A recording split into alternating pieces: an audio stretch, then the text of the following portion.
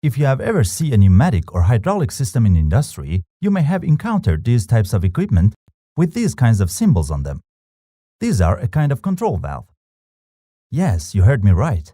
There are a variety of well-known control valves in the industry, such as glove valves, that you can watch our video about it from the link in the description. But today's video is about different types of control valves, known as directional control valves or DCVs for short. You may hear of them as solenoid valves or spool valves as well. If you want to know how they work and how you should read and interpret their symbols, stay tuned for the rest of this video and please subscribe and click the notification bell for more videos like this. The control valves are mostly known by their adjustability and throttling capabilities. But the valves we are going to talk about them are the types that control the direction of the liquid flowing inside the pipe. Directional control valves are used in pneumatic and hydraulic flow control systems. So, there are pneumatic directional control valves and hydraulic directional control valves. Sometimes, the hydraulic directional control valves are called spool valves. As we're talking about the basics of DCVs in this video, and there's not much difference in their working principle and symbols, we develop our example based on a pneumatic system. And of course, if you learn one of them, you can easily learn the other. Let's start with this simple pneumatic circuitry and then see which parts does a directional control valve has. The main power of this pneumatic system is coming from the compressed air that is supplied by a compressor. The directional control valve is directing the flow of the compressed air in two different directions to open and close this slide gate valve using its actuator, which is a double-acting cylinder. A double-acting cylinder has an air chamber on each side of it to move the piston back and forth. One of the directions expands the cylinder and closes the slide gate valve to block the material coming out of the silo. And the other direction retracts the cylinder to its first position. Therefore, the slide gate valve is a normally closed valve. Meanwhile, the sound you hear is the air inside the cylinder exhausting from the valve into the atmosphere. Now, let's take a look at the components and simplified mechanism of this directional control valve. This is the body or housing of the control valve, inside of which there are the paths that air flows through them.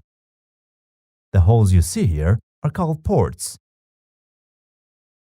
Within the housing, there is a moving part that leads the air toward different ports of the valve and blocks the others. This moving part is commonly referred to as a spool. The component that causes the spool to move within the housing is an electric solenoid.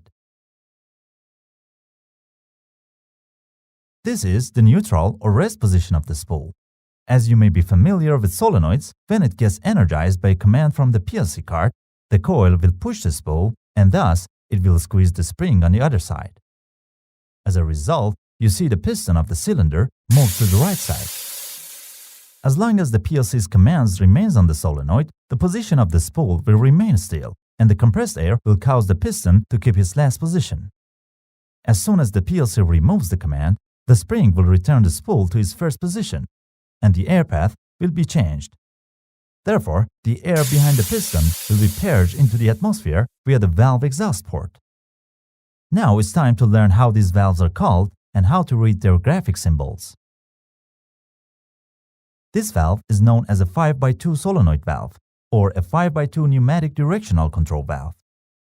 The first digit is for the number of ports the valve has, and the second digit is for the number of states the spool can be in. Reading and interpreting the symbols may seem a little bit challenging sometimes. For instance, this directional control valve has such a symbol. Each square in the symbol represents a position or state. And in each state, some arrows show the path that air can flow through them on that specific position. As I've mentioned, this valve has 5 ports, and this is the ISO designation of the ports, which is a common practice. But sometimes you may see an alternative designation of the ports in DCVs by alphabets, in which the P is for power or pressure that comes from the air source. The EA and EB are for the exhaust ports, and the A and B are the output ports to or from the actuator. This is the sign for the electric solenoid, and this one is for the spring return. In our circuit, when the valve is in its rest position, this square is active. When the solenoid gets energized and the spool changes position, the other one is active. Generally, the square just beside the solenoid sign is active when the solenoid is energized, and this is a rule of thumb for any directional control valve schematic.